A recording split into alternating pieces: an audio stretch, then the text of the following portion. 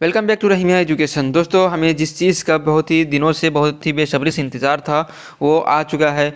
वो है SSC CGL 2021-22, यानी कि एसएससी सीजीएल 2021-22 का जो फॉर्म सबमिशन का जो मैंने टाइम बताया था पिछले वीडियो में कि 23 दिसंबर 2021 से एसएससी सीजीएल के लिए फॉर्म फिलअप किए जाएंगे।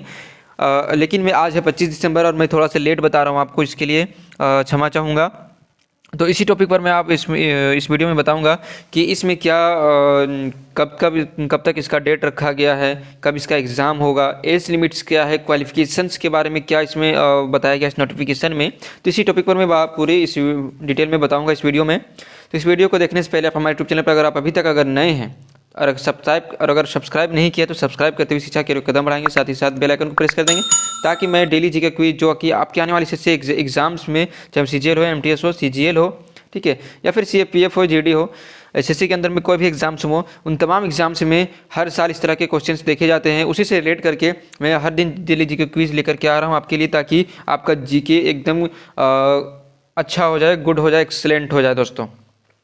और साथ ही साथ मैं हर गवर्नमेंट एग्ज़ाम्स के नोटिफिकेशन से लेकर के एग्जामिनेशन तक के सारे इन्फॉर्मेशनल नॉलेजेबल वीडियोस लेकर के आता हूं। तो इन तमाम को देखने के लिए बेल आइकन को प्रेस कर देंगे, साथ ही साथ वीडियो को लाइक और अपने दोस्तों के साथ शेयर जरूर कर देंगे। दोस्तों, खासतौर से इस वीडियो को शेयर जरूर कर दीजिएगा ताकि उनको भी ये चीज़ें पता चले। अगर जिनका ग्रेजुएशन होगा तो वो भी इस फॉर्म को अप्लाई कर सकेंगे दोस्तों। तो चलिए वीडियो को शुरू करते हैं और जानते हैं पहला डेट के बारे में कि डेट क्या रखा गया है इसमें सीजीएल के द्वारा। एसएससी सीजीएल लेवल 2000 एग्जामिनेशन 2021, इसका जो dates of submission of online application है वह 23 दिसंबर 2021 से स्टार्ट हो जाएगा और 23 जनवरी 2022 तक, यानी कि टोटल एक महीना, कुल एकदम एक्यूरेट एक महीने का टाइम आपको दिया गया है। एक महीने के अंदर में आपको फॉर्म फिल कर लेना है। Last date and time of receipt of online applications, ये भी आपका 23 जनवरी 2022 तक को ही आपको रिसिप्ट हो जाएगा। पेमेंट के लिए आपको क्या है, अगर फी पेमेंट देना चाहते हैं अगर आप ऑनलाइन में, तो 25 दिसंबर यानी कि 2 दिन एक्स्ट्रा आपको टाइम दिया जाता है। वहीं पर अगर आप ऑफलाइन चालान के माध्यम से अगर करना चाहते हैं तो एक दिन का और आपको एक्स्ट्रा दिया जाता है, यानी कि 3 दिन आपको फॉर्म सबमिशन करने के बाद भी आपको टाइम दे दिया जाता है। और उसके लिए चालान जो पेमेंट आप करेंगे उसके लिए आपको 27 जनवरी 2022 तक आपको उसका कंफर्मेशन हो जाना चाहिए। उसके बाद dates of window for application for correction including online payment. अगर इसमें कुछ दिक्कत हो गया, करेक्शन करना है, तो आप 28 तारीख 2022 तक आप इसे कर सकते हैं दोस्तों। और 28 जनवरी से लेकर के 28 फरवरी तक आप इसमें कुछ भी अगर आपको चेंजेस करना होगा आप इसे कर सकते हो। लेकिन उसके बाद अगर करना चाहिएगा तो नहीं होगा, क्योंकि पिछले जो है सीजीएल और एमटीएस के बहुत सारे एग्जामिनेशंस में इस तरह के देखे गए थे कि छोटे छोटे से मिस्टेक्स हुए थे और उसको लोगों ने सुधारा नहीं था, स्टूडेंट्स ने सुधारा नहीं, जिस वजह से बहुत सारे लोगों का क्या हुआ कि वो एग्ज़ाम से कुछ दिन पहले उनका फॉर्म रिजेक्ट कर दिया गया था। ठीक है, तो इस तरह की गलती ना करें। हालांकि फॉर्म फिलअप करने का जो गाइडेंस है मैं नेक्स्ट वीडियो में लेकर के आऊँगा। उससे पहले क्या क्या गाइडेंस दिए गए हैं एसएससी सीजीएल की ओर से उसका भी बारे में मैं आपको बता दूंगा नेक्स्ट वीडियो में, ताकि फॉर्म फिलअप करने में आपको आसानी हो दोस्तों। उसके बाद है schedule of computer based examination, ये टीयर 1, यानी कि फर्स्ट जो होगा फर्स्ट राउंड एग्ज़ाम का वो 22 अप्रैल को होगा, अप्रैल 2022 को होगा। और फिर नेक्स्ट जो टीयर 2 होगा, यानी कि 2 फेज में इसका सिलेक्शन होगा, टीयर 1 और टीयर 2 में। तो टीयर 2 का उसका बाद में आपको नोटिफाई कर दिया जाएगा। ठीक है, अब बात करते हैं डिटेल्स ऑफ पोस्ट की। तो यहाँ पे post wise qualifications of post दिया गया है। ठीक है, नेम ऑफ पोस्ट दिया गया है सबसे पहले यहाँ पर। उसके बाद मिनिस्ट्री ऑफ डिपार्टमेंट या फिर ऑफिस किसमें आपका रिक्वायरमेंट है वो आपका दे दिया गया है। उसके बाद बता दिया गया है क्लासिफिकेशन ऑफ पोस्ट के बारे में बता दिया गया है, कौन सा पोस्ट रहेगा किसके लिए, और यानी कि लेवल क्या रहेगा उस पोस्ट का। उसके बाद एज लिमिट भी बता दिया गया है दोस्तों। ठीक है, तो ये बहुत सारे लंबा है। आप इस पीडीएफ को एसएससी की ऑफिशियल वेबसाइट में जाकर के डाउनलोड कर सकते हैं और वहाँ से आप इसे चेकआउट कर सकते हैं, सारी चीज़ों को डिटेल में देख सकते हैं। एज लिमिट्स के लिए मैं इसे नहीं बताने वाला हूँ। ठीक है, अगर आप वीडियो को अगर पॉज करके देखना चाहें तो देख सकते हैं दोस्तों, या फिर वहाँ से जाकर के आप डाउनलोड कर सकते हैं। इसमें नेशनलिटी या फिर सिटीजन्स के बारे में कुछ दे दिया गया है। सिटीजन ऑफ इंडिया आपका होना चाहिए, सब्जेक्ट ऑफ नेपाल या फिर सब्जेक्ट ऑफ भूटान भी से भी अगर हो तो भी उनको दिया जाता है हमारे यहाँ। ठीक है, उसके बाद है यहाँ पे एज लिमिट्स की बात फिर से बात हो गई है, तो एज लिमिट्स के लिए आप उसे फिर से देख लें दोस्तों, ठीक है, क्योंकि पोस्ट वाइज यहाँ पे है दिया गया है।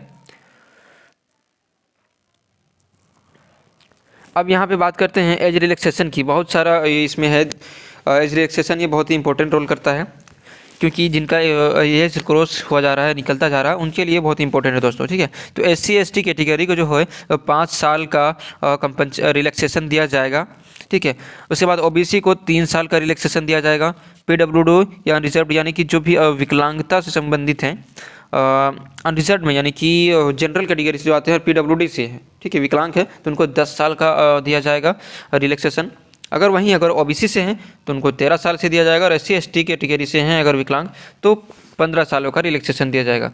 उसी में साथ में एक्स सर्विसमैन अगर वो हो, ठीक है, अगर पहले से किसी जॉब में हो और अगर फिर तो उनको भी रिलैक्सेशन दिया जाएगा, 3 सालों का दिया जाएगा एज में छूट। उसके बाद है defence personnel disabled in operation during hospitalities with foreign country of activities, ठीक है। तो अगर जो हॉस्पिटलिटी में है, फॉरेन कंट्री में है, ठीक है, तो उनके लिए भी 3 साल का आपको रिलैक्सेशन दे दिया जाएगा। तो इसे भी आपको देख लेना है, ठीक है। उसके बाद अब मैं बताऊंगा कि इसका क्वालिफिकेशंस क्या रखे गए हैं, पोस्ट वाइज है क्वालिफिकेशन, ठीक है, तो उसे देखना बहुत ही ज़रूरी है दोस्तों।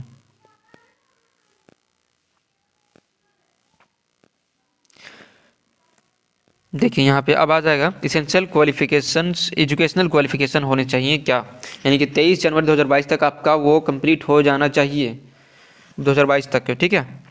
इसका एसेंशियल क्वालिफिकेशन है bachelor degree from recognised university और इंस्टीट्यूट से, ठीक है। किसके लिए? असिस्टेंट ऑडिटर या फिर असिस्टेंट अकाउंट्स ऑफिसर के लिए बैचलर डिग्री होना चाहिए आपको, यानी कि ग्रेजुएशन कंप्लीट होना चाहिए आपको किसी भी फैकल्टी में। दूसरा है डिज़ायरेबल क्वालिफिकेशंस, क्या है इसमें आपको उसके अलावा, यानी कि चार्टर्ड अकाउंटेंट और कॉस्ट एंड मैनेजमेंट अकाउंटेंट और कंपनी सेक्रेटरी और मास्टर्स इन कॉमर्स और मास्टर्स इन बिजनेस स्टडीज़ और मास्टर्स इन बिजनेस एडमिनिस्ट्रेशन और मास्टर्स इन बिजनेस इकोनॉमिक्स, अगर ये है आपका तो उसमें आपको और भी अच्छा होगा, अच्छा आपको पोस्ट उसमें मिल जाएगा।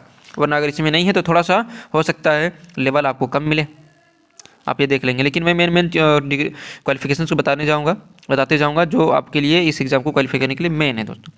जूनियर स्टैटिस्टिकल ऑफिसर्स के लिए bachelor degree in any subject from a recognised university या फिर institute with at least 60% marks in mathematics and 12th standard level में होना चाहिए आपको, ठीक है, यानी 60% मार्क्स के साथ आपको ग्रेजुएशन चाहिए और फिर 12th में आपका मैथमेटिक्स भी चाहिए दोस्तों, ठीक है, स्टैंडर्ड लेवल पे।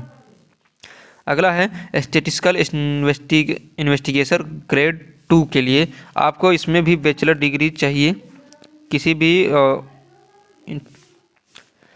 अगला है assistant in national company law appellate tribunal के लिए, NCLAT के लिए, इसके लिए भी आपको बैचलर डिग्री चाहिए। उसके अलावा जो है अगर कुछ होगा लॉ में, अगर आपको अगर डिग्री है तो वो भी आपको इसमें दे देते हैं, तो आपको रैंक अच्छी मिल जाएगी।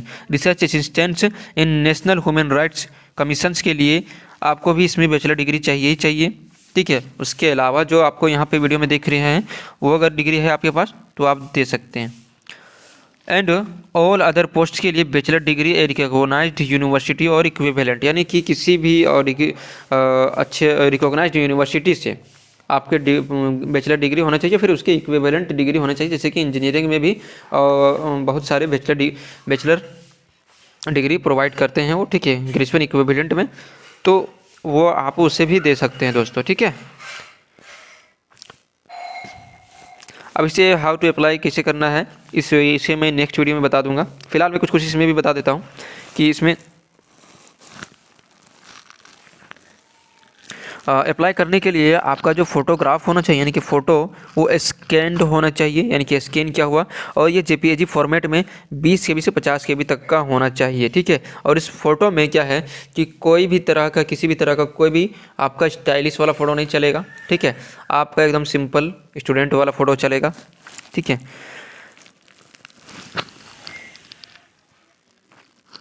उसके बाद 23 जनवरी 2022 आपका ये लास्ट डेट होगा दोस्तों, ठीक है। एप्लीकेशन फ़ी होगा 100 रुपीज़ दोस्तों, ठीक है। और इसमें बता दूँ women candidates and belonging to schedule caste से अभी एसएससी शेड्यूल ट्राइबल यानी कि SC ST PWD एंड एक सर्विसमैन एलिजिबल फॉर रिजर्वेशन और एक्सटेम्प्टेड फ्रॉम पेमेंट ऑफ फ़ी, यानी कि पेमेंट में भी इन तमाम को छूट मिल जाएगी, सिर्फ OBC और जनरल को छोड़ करके, ठीक है। जनरल के लिए भी 100 रुपये रहेंगे, कोई दिक्कत नहीं। भीम UPI नेट बैंकिंग किसी भी तरीके से आप पेमेंट कर सकते हैं दोस्तों।